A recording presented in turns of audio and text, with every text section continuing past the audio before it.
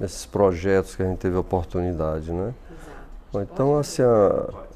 a minha história, né, eu até se confunde com a minha vida pessoal, né? Acaba havendo em alguns momentos, você não sabe o que direcionou a trajetória profissional, se foi a questão de doutorado, né, de questões pessoais, ou se foi a vida profissional que acabou influenciando também no aspecto pessoal, né? Mas como eu falei, eu estava fazendo doutorado no Ceará em 97, por aí, e comecei a estudar a legislação de recursos hídricos, né? Em 2000 entrou a legislação da ANA, né? Então a gente estava sempre acompanhando essas questões e eu já tratava com segurança de barragem, que eu trabalhava na COGÉ e eu era diretor de operações, né?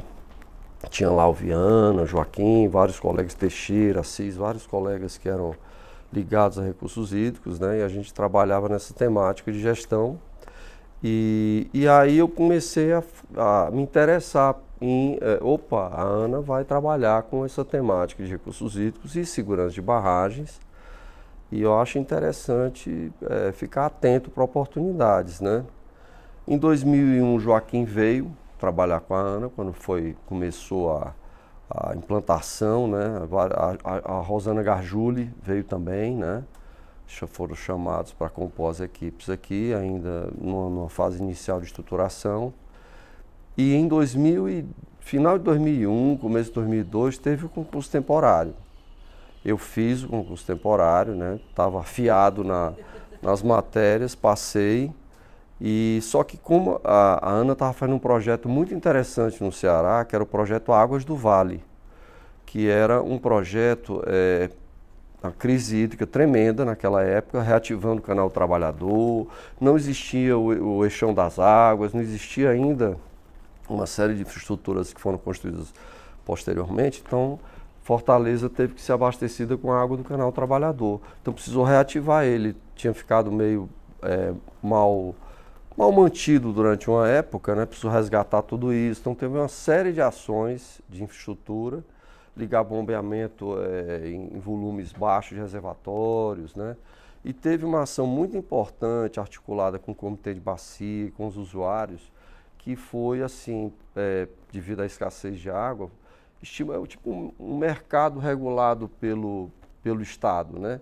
Em que havia um desestímulo ao uso de irrigação perdulária, no caso de arroz irrigado, coisas do tipo, para que essa água sobrasse para usos mais nobres, tanto para a fruticultura, carcinicultura e até o abastecimento de Fortaleza, né, propriamente dito. Então, praticamente esse trabalho da ANA foi viabilizar uma forma de pagar, ressarcir esses usuários que iriam deixar de plantar arroz, né, por inundação, para que sobrasse água para a região metropolitana. Então isso foi negociado com o Comitê de Bacia. Então era esse o projeto que estava em implantação pela ANA, né, em parceria com o governo do estado, a Secretaria de Agricultura e a COGÉ. E aí a gente acabou não podendo vir assumir o concurso temporário. O Kelma pediu para eu ficar mais um tempo, deixar a coisa estabilizar mais, né? Viu o regime de chuva novo. Então eu acabei desistindo do concurso temporário em 2002 aliás, em 2001, desculpe, 2001, e vim para cá só em fevereiro de 2002 e já vim como assessor do Kelma, porque ele tinha feito essa coisa, né? E um dos primeiros desafios já na ANA, né, quando eu cheguei, me deram a incumbência de acompanhar um convênio com a Universidade Federal do Rio de Janeiro, que estava desenvolvendo o primeiro plano de bacia em nível federal, que era o plano do Paraíba do Sul, né? Então eu acompanhei esse convênio. No final o plano foi entregue, tudo certinho, né? Isso envolveu o Comitê de Bacia, né? O CEIVAP, né? Também acompanhou todo esse processo. Era um processo que a gente tentava envolvê-los, né? Que a ANA estava fazendo, mas era para o próprio Comitê de Bacia. Outro projeto interessante que chegamos aqui logo que eu e uma colega engenheira, Fernanda Dalcanali, né? Que estava também no concurso temporário, foi regulamentar o certificado de obra hídrica, o CERTO, né? que naquela época, em 2001, 2002, tinham muitas obras que apareciam como emendas parlamentares e tal, que não tinham uma análise técnica de viabilidade mais consistente, né? E isso teve um decreto, na época ainda do governo Fernando Henrique Cardoso, que exigia que a ANA fosse a zeladora disso. Isso deve ter sido o trabalho do Kelman lá com o Fernando Henrique na época, que deveria zelar por essa análise do certificado de sustentabilidade hídrica e operacional. Ou seja, a infraestrutura deveria ter condições, né, de sustentabilidade hídrica, ou seja, devia ter água suficiente para atender a demanda, e também a parte operacional deveria ter uma sustentabilidade do ponto de vista de manutenção, quer dizer, que não fosse um elefante branco, né? Então a ANA tinha essa responsabilidade de obras acima de um determinado valor que recebessem dinheiro da União, deveriam ter esse cuidado, né? Então quem fez a primeira resolução, que por sinal ainda está vigente até hoje, fomos eu e a Fernanda que elaboramos a minuta de texto. Lógico que isso passou pelo escrutínio da diretoria colegiada, diversos colegas opinaram, mas ela, em princípio, ela é a que está vigente até hoje, né? Então ela define os princípios com que a ANA as atenções, os pontos de atenção que a ANA tem que ter para garantir que a obra tenha sustentabilidade hídrica e também garantia de operação e manutenção. Deixa eu só aproveitar, a ANA também nesse processo fiscaliza após emitir o certificado, ela fiscaliza para ver se tem esse acompanhamento pós, ou a ANA se preocupa só em... O decreto não entra, é só a emissão do certificado, tá? Mas aí você entrou num ponto que eu, inclusive, assim, a ANA sempre, eu achei que tratou muito mal esse certificado, na minha opinião pessoal, né? Eu acho que a ANA deveria ter sido mais proativa. A ANA ficou sempre muito na reatividade, né? Então, assim, a ANA deveria ter ido atrás do orçamento federal, procurar as obras que se encaixavam nesse perfil, deveria ter exigido, lembrado, e não só ficado na posição passiva, né? E nesse aspecto da fiscalização, a mesma coisa. Eu acho que a ANA poderia ter sido mais dura com relação a quem não tivesse cumprindo o que foi prometido, né? Apesar de não ter claramente isso no decreto, não ter regras punitivas, né? Porque em geral são entes federados, né? São estados, né? Também. Então acaba a punição vai mais pelo sentido de entrar tipo no cadastro negativo, alguma coisa da linha, né? Eu acho que isso poderia ter sido trabalhado melhor, né?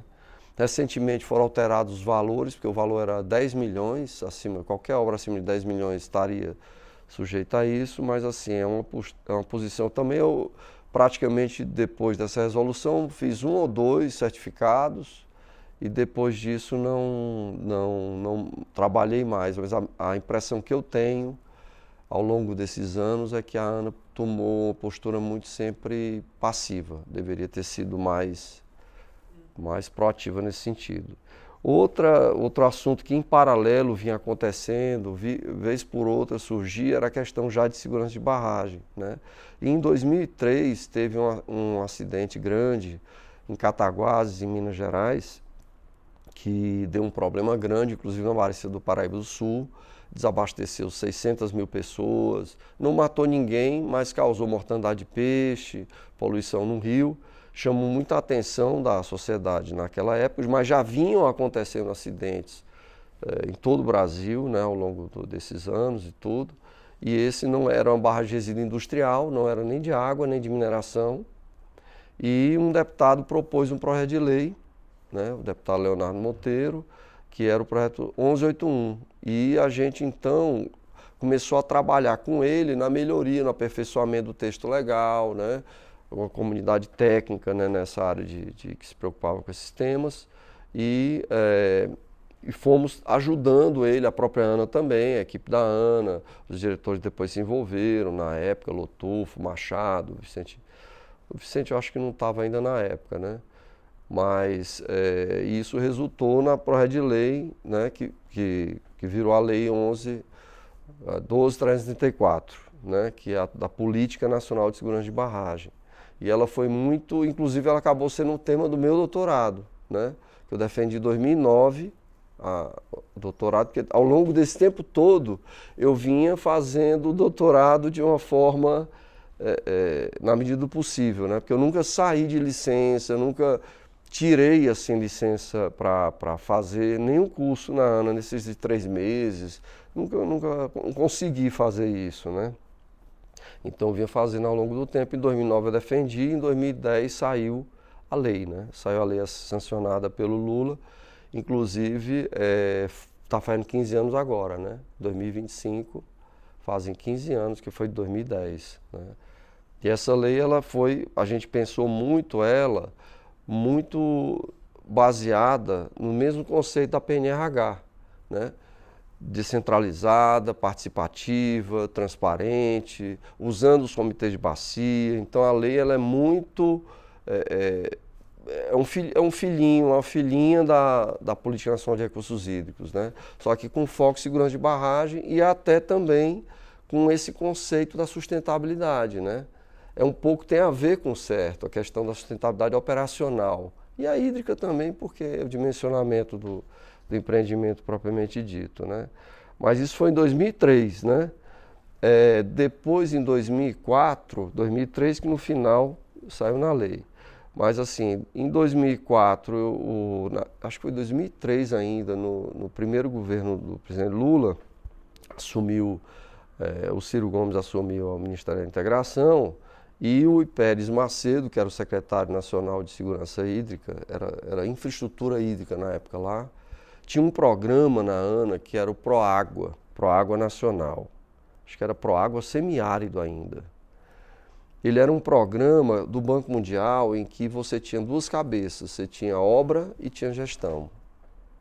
Então a ANA cuidava da gestão, a parte de desenvolvimento institucional. O Banco Mundial tem muito isso, programas que incentivam o desenvolvimento institucional em paralelo às obras, né? Capacitação, equipes, estruturação dos estados na área de recursos hídricos, né?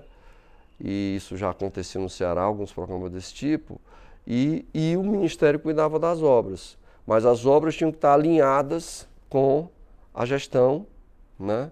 E, digamos assim, os estados que não tivessem alinhado, era como se fosse um prêmio. É um prêmio para os estados que conseguissem implantar bem a parte da Política Nacional de Segurança de Recursos Hídricos, né? Todo o sistema nacional. Então a ANA ficava com a gestão, era o Paulo Varela, depois o Ricardo, e eu ficava com a parte de obra no Ministério da Integração. Isso foi de 2003 a 2004, mais ou menos. Acho que foi uns 2 ou 3 anos. Aí eu depois fui assumir a diretoria de obra hídrica no Ministério da Integração, né? Até então no Proágua eu ainda era da ANA, era servidor da ANA, estava né? Em paralelo a isso teve o concurso da ANA, em 2003, né? Eu fiz o concurso e entrei.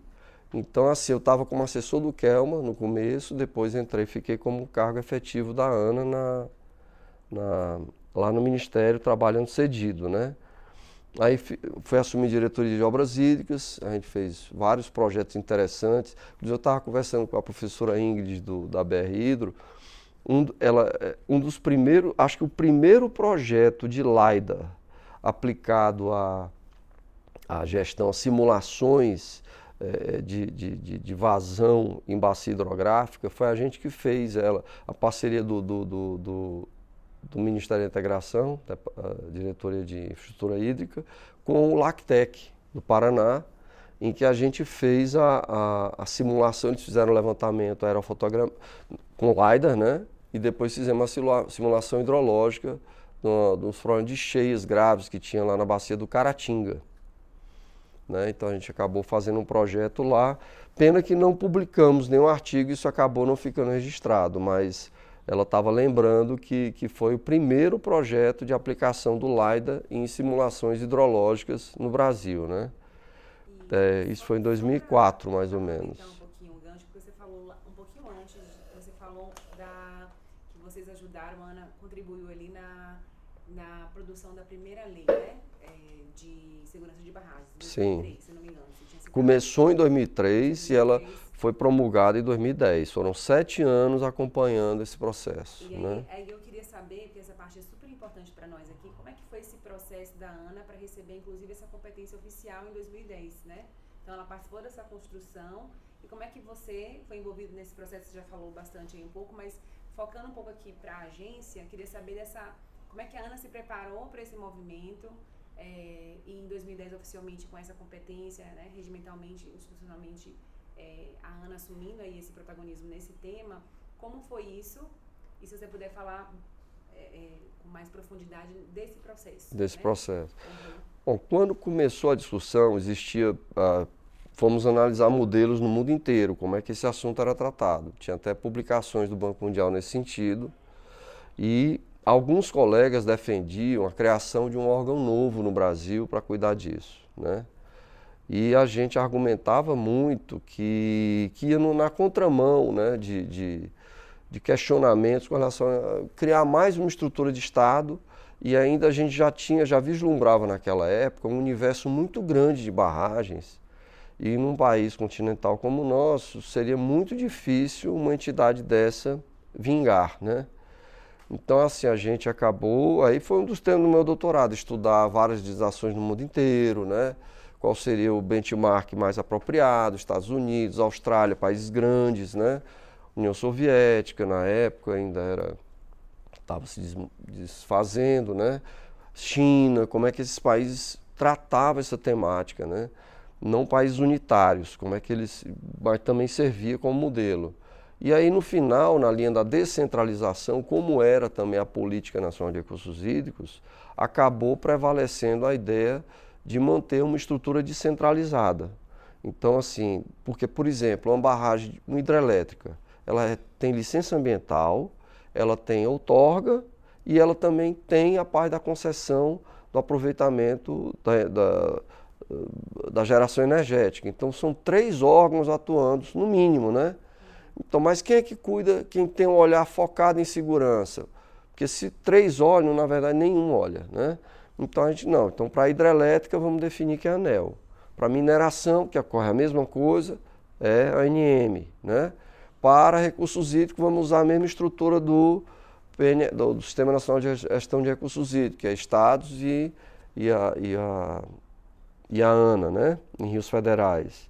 E para a parte de obras, barragens de resíduos industriais, como foi aquela de Cataguases, seria a parte também, seguiria mesmo o princípio da Política Nacional de Meio Ambiente, né? Então a ideia foi aproveitar as estruturas existentes, não criar nada novo, né? Foi simplesmente atribuir, dar com clareza o papel específico. A ANA ficou com praticamente a parte de fiscalização dela, propriamente dita, das barragens federais de recursos hídricos para abastecimento de água de usos múltiplos, né? A ANEEL teve que se estruturar para receber, para dar mais foco nisso, a ANM também, principalmente depois dos acidentes que ocorreram, né, em Mariana e Brumadinho, né, que acabou a ANM hoje é referência mundial, né? Ela, da NPM na época não tinha estrutura nenhuma, né?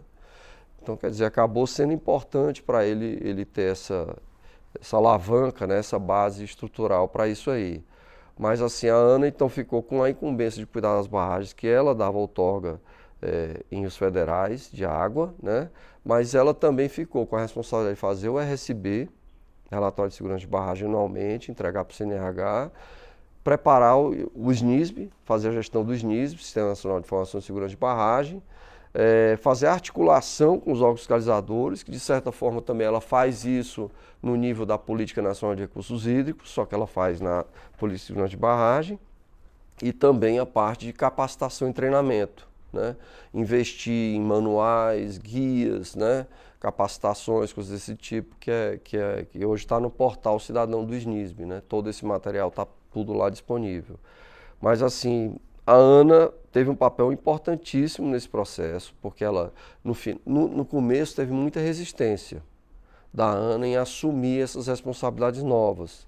Mas com o processo de discussão, né, de amadurecimento da coisa, no final a ANA estava ajudando a tramitação do projeto de lei. A ANA foi muito importante, né? A atuação do Machado na época, o Machado já estava saindo, indo para o MMA, acho que o Vicente ainda pegou a época. Eu acho até que o Machado é quem assina a lei, junto com o presidente Lula, na época da sanção, né, da lei propriamente dita, né?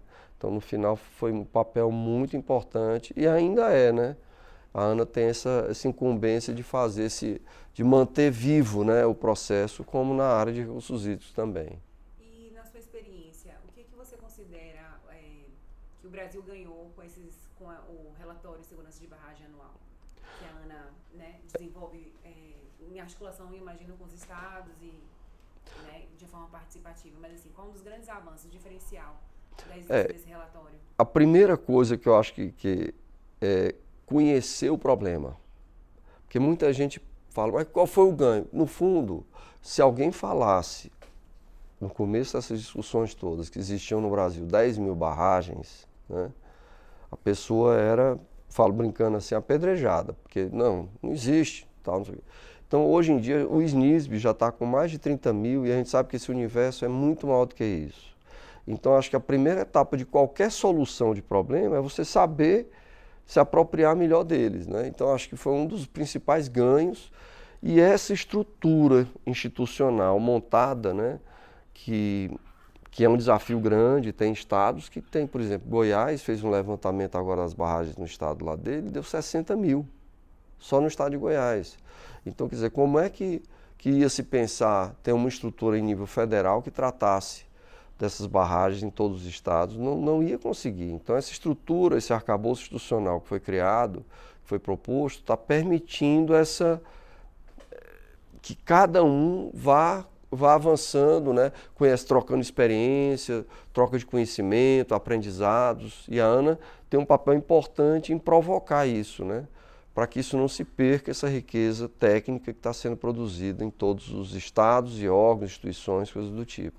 Então, as oficinas, o Dia da Política, né, que a gente promove aqui já há alguns anos. Isso já vinha sendo feito, é bom ressaltar, né, mas isso tem que entrar na institucionalidade, né, tem que ficar uma coisa perene, contínua, né, para não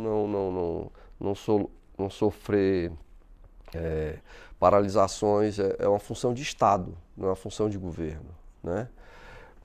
Mas nesse interregno, né, teve o Proágua, que era um programa interessantíssimo, né, que a ANA fazia em parceria em Dobradinha com a MDR na época. Depois aqui eu acabei vindo aqui trabalhar, voltei, tive que sair do Ministério, mudança de governo, e vim trabalhar com o Cadastro Nacional de Usuários de Recursos Hídricos, né, CNAR, né, que também foi uma ação interessante, porque na época o CNAR tinha muitos campos, tinha muita coisa e era muito difícil os estados conseguirem atender, aquilo não contemplava todos, né? Então a gente começou a trabalhar numa simplificação do CNAR, que eu chamei de núcleo duro do CNAR, uma coisa assim que era as informações principais, né, que deveriam conter nesse Cadastro Nacional de Usuários de Recursos Hídricos. E eu acho que isso serviu também, que até acabou depois, eu tive que sair, mas acabou servindo como... Eu acho que hoje o CNAR tem dois CNAR, né? O CNAR antigo, com vários campos, e o CNAR mais restrito, com quantidade menor, assim, mas foi um projeto interessante, era uma equipe ligada ao Torga na época, né? O pessoal do cadastro, era o Viana. Depois eu fui trabalhar com transporte aquaviário, também trabalhei no setor elétrico, na ANEEL, estive trabalhando com hidrelétricas lá, com gestão de estudos hidroenergéticos, fiquei 1 ano e meio por aí na ANEEL, passou por mim lá Giral, Santo Antônio, Belo Monte, eu ficava incomodado, né, desses projetos passando lá com pouca reservação hídrica, né, os projetos já com um desafio muito grande de atender a demanda crescente de energia, mas com problemas graves de implantação de reservatórios de grande acumulação na região amazônica. Então eles foram perdendo, né, o volume dos reservatórios, os projetos as pressões ambientais e tal foram grandes e acabaram esses reservatórios ficando praticamente o que chama fio d'água, né? E realmente é algo que tem que se repensar um pouco. Depois fui trabalhar no setor aquaviário, né? Setor de transporte aquaviário. Trabalhei no Ministério da Integração, na Secretaria de Portos, na ANTAC, cheguei a trabalhar na ANTAC 2 anos, na área de informações lá. E aí quando eu voltei para a ANA em 2014, eu fui trabalhar com o Fórum, com o 8º Fórum Mundial da Água. Que aí eu fui trabalhar no secretariado, né, com o Ricardo. Ricardo era diretor e era o representante da diretoria no acompanhamento do fórum, e eu trabalhava no secretariado com uma equipe, estava a Nádia, a Carol Arantes, a Alessandra, formamos lá uma força-tarefa para montar a estrutura em tempo recorde, né?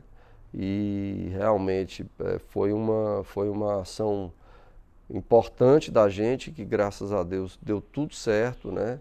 Não tivemos nenhum problema de várias licitações que a gente teve que fazer em tempo curtíssimo, de valores altos, né? Mas não tivemos nenhum problema. Do ponto de vista técnico foi um sucesso, tínhamos colegas também apoiando, o Glauque Moura, né? Esqueço os nomes aí, até o Jorge Werneck, vários colegas, o Irani Braga também trabalhando, Ney Maranhão, o Og também, vários colegas trabalhando na parte técnica, né, de estruturação do fórum, foi um sucesso, né? E aí encerrado o fórum, assumindo a nova gestão, que foi a época da Cristiane, o Oscar, o Ricardo, o Ney Maranhão, e tinha o Marcelo Cruz chegando também, né? Eles então, o fórum já estava na fase de prestação de contas, né? Encerramento das atividades, desmobilizando, e aí eles me convidaram para ser o secretário-geral, né? Eles queriam algumas mudanças lá. Quando assumi o secretário-geral, eu pensei em mais algo parecido na época do Bruno, que ele era a parte secretário-geral, mas também tinha alguns projetos técnicos que ele acompanhava com maior atenção, né? Mas acabou que não dando certo. Eu tinha elegido na época, que estavam meio soltos aqui na ANA, que eu entendia, que era o PISF, a parte de segurança de barragem e essa parte do Plano Nacional de Segurança Hídrica, que eu sentia que eu poderia ajudar um pouco nisso. Acabou que não, na rotina do dia a dia eu fui engolido, né? Ainda teve a pandemia no meio, bem, né? E, assim, que acabou atrapalhando um pouco. Isso foi em 2018, 2019, porque o fórum foi em 2018, foi exatamente em 2018 que eu assumi. Pegamos bem a pandemia, bem de cheio, né? Mas assim, acabei trabalhando com a minha visão de engenheiro, né? De tentar organizar as caixinhas, né? Então foi muito assim na coisa da implantação da reunião pública da ANA. A ANA até então não tinha a prática de fazer reuniões com participação pública, né? A ANEEL já tinha trabalhado na ANEEL assim, a ANTAC já tinha trabalhado com esse tipo também de proposta, né? E a gente acabou conversando com os diretores e conseguindo convencê-los a fazer essa forma mais transparente do processo decisório da ANA, né? Então acabamos implantando a sala que até hoje está montada. Fomos na ANAC ver como é que era lá, a sala da mídia deles e tudo. Então toda essa estruturação do processo decisório, o que é administrativo puramente, o que é regulatório, essa separação, né, de tentar não atrapalhar a parte burocrática, não criar novas de burocracias desnecessárias, né, mas dando mais transparência e a parte regulatória dando todo o processo de estímulo à participação social. Criamos também, arrumamos aquela parte da participação social, né? O formato foi na mesma época que criou a parte de necessidade de agenda regulatória e por aí vai. E aí, terminada a COSEB, a COGE, Secretaria-Geral, veio a nova gestão, né? E aí eles acabaram criando uma superintendência nova, com parte de regulação de serviços hídricos e segurança de barragem, e pediram aí para a gente a colaborar nessa parte específica de segurança de barragem. E que aí a gente acaba aqui nessa área tocando essa agenda da ANA com 5 pontos, né? E a ideia foi sempre aproveitar o máximo que a Fernanda, a equipe dela já fazia, o Petri, né? Passou gente muito boa já por essa área aqui na ANA. E a ideia foi sempre estar melhorando os procedimentos, resgatando alguma coisa, né? E fazendo essas atividades. Então, um novo portal cidadão. E eu falo brincando assim que a gente está numa linha hoje em dia de reduzir dependência da STI. Não tem problema botar isso aí não, porque quanto menos depender da TI, então toda a parte de inteligência, de geração de BIs, né, de geração de informação na parte da página do portal hoje está na mão da nossa equipe. Eu não dependo mais da TI, a não ser pela parte da infraestrutura e dos softwares propriamente dito e tal, né, do armazenamento. Então o que eu quero da TI? Eu quero o banco de dados do SNISB, né? Eu quero o front-end e o back-end, que são os alimentadores do sistema propriamente dito, e toda a parte de infra, né, de softwares e tal. Mas essa parte de gerar informação e gerar inclusive isso foi um princípio que eu aprendi na ANTAC, que era a mesma coisa. O núcleo, quem gerava informação para a sociedade em geral, era a própria equipe técnica. Isso não, o core business, né? Quem entende da regra de negócio é a nossa equipe, não é a TI. Muito bom. A TI é a que viabiliza, né, digamos assim. Eu vou aproveitar esse gancho, então, para nossa última pergunta, e se você quiser acrescentar uma coisa, você acrescenta também, que se faltou pontuar uma coisa aqui, você fez uma trajetória muito importante, aí você realmente foi uma pessoa significativa em várias etapas da ANA, então é muito bom conhecê-lo mais a fundo aqui. Mas aproveitando que você falou de TI, tecnologia e dos sistemas, a gente está vivendo um momento de transformação digital também, né? De muitas mudanças e otimizando sistemas e toda essa participação social está acontecendo tudo de forma digital também. E eu queria saber, na sua perspectiva, como você vê a ANA daqui a 25 anos inserida nesse contexto em que a ANA hoje gerencia vários sistemas, é responsável por vários sistemas, pensando também em segurança de barragens, como você vê isso, a ANA em 25 anos, pensando nessa transformação digital, pensando no que a ANA pode ser nesse potencial daqui a 25 anos? Então, acho que eu vou deixar essa minha última pergunta. É uma pergunta bem difícil, porque com a evolução da inteligência artificial, das coisas que têm acontecido, são completamente imprevisíveis 2, 3 anos à frente, pensar assim, né? Imagina 25 anos, né? Se o ritmo da destruição ambiental continuar, não sei nem se dura até lá, né? Brincadeira à parte, brincadeira séria, né? Eu imagino que essas ferramentas de inteligência vão cada vez mais, é incrível o avanço, né? Com que as ferramentas vão evoluindo, e lógico que tem que ser sempre alguém olhando, né, verificando alguma coisa especificamente, mas vai evoluir muito essa parte de interação, de coisas do tipo, né? Mas essas bases de informação vão ter que estar sendo permanentemente alimentadas, né? Vão ter que estar permanentemente alimentadas por seres humanos, né? Só um minutinho. Você pode também falar, eu invadi aqui a sala de vocês, viu? Desculpa aí.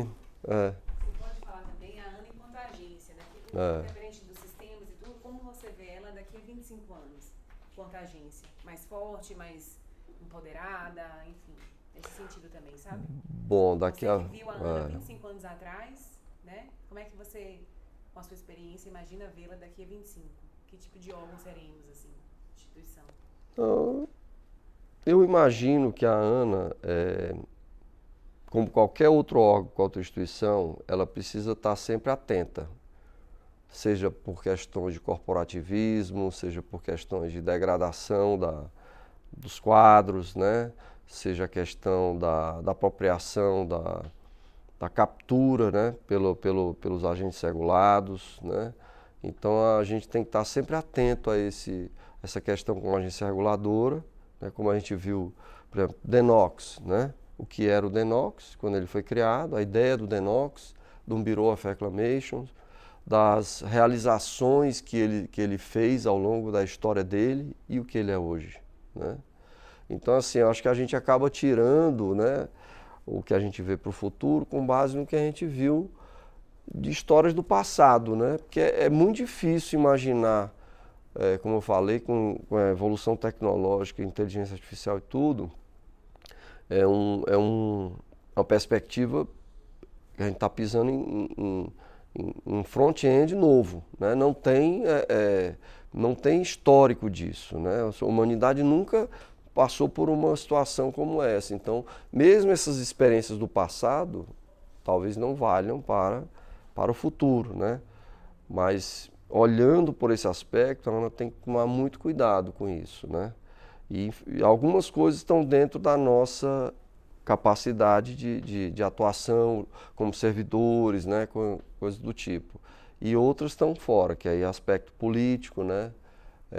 A questão de empoderamento da instituição, mas assim, eu acho que é uma tendência em outros países, né, essa questão das agências reguladoras, da importância disso, né, como mediadora entre o prestador do serviço e a sociedade, ter ali um ponto de diálogo, né, de promover essa integração de interesses. Então, eu acho que é cada vez maior, ainda mais com a questão dos conflitos pelo uso da água, né?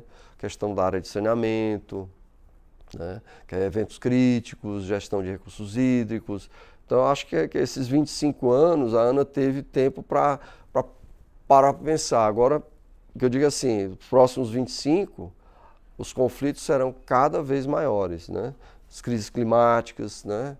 Então, assim, mas eu acho que é um papel importantíssimo para a sociedade brasileira que a gente tem que tentar corresponder. Espero que os novos concursados aí estejam tão bem empolgados aí para o desafio. Muito bom. Viu? Você quer dizer uma mensagem, alguma coisa? Faltou algum detalhe que você queira destacar? Ou encerramos aqui? Não, acho que é isso. Eu acho que a ANA, esses concursos novos, a equipe é muito boa, o pessoal que tem passado aí pela... Então, acho que eles têm total condições aí de manter, né? Manter viva esse espírito, né? De desbravador, de curiosidade, né? De tentar inovar, né? De buscar novos mecanismos e na essência de que nós somos servidores públicos, né? Então, essa questão de ter espírito público e que aí vamos ser bem francos que é bom que o exemplo venha de cima, né? Não adianta só o servidor ter espírito público, é importante que a alta gestão da ANA tenha espírito público, né? Então, acho que isso aí é algo que a gente tem que buscar e tem que lutar para que realmente a diretoria que venha a ser indicada pela ANA tenha esse perfil, para o bem da instituição.